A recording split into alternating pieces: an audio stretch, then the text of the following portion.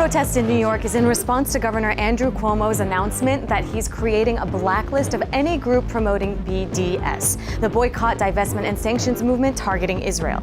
Any group on that list will lose state funding. The BDS movement has gained momentum recently, and so have the efforts to defeat it. We are against the BDS movement, and it's very simple.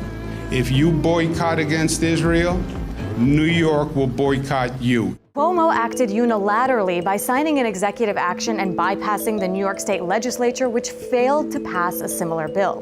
BDS is a global campaign born out of a call from Palestinian civil society in 2005.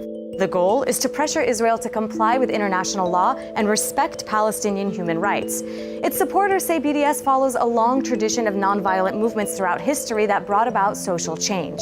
The fight for BDS has largely been on college campuses across the U.S., but more recently, the fight has moved from college campuses to state legislatures. More than 20 states have either passed or are considering legislation similar to New York's unprecedented executive order, all with the intention of silencing opposition to the Israeli occupation. But is any of this even legal? Advocates argue anti-BDS legislation is unconstitutional because participation in political boycotts is protected under the First Amendment.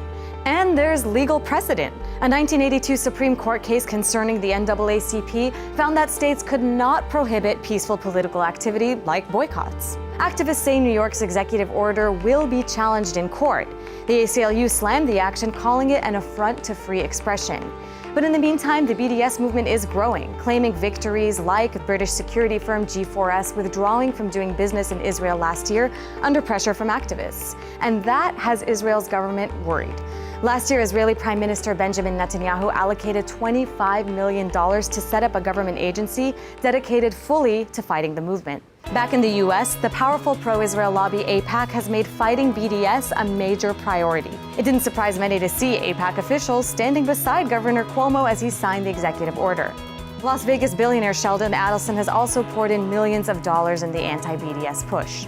And we do see this, I have to say, as a response to the growing power of the BDS movement, as more and more people are recognizing that the rights of Palestinians are a human rights issue and that we in the United States have a lot of responsibility for that. So, is New York's attack on BDS a setback, or will it only further galvanize the movement?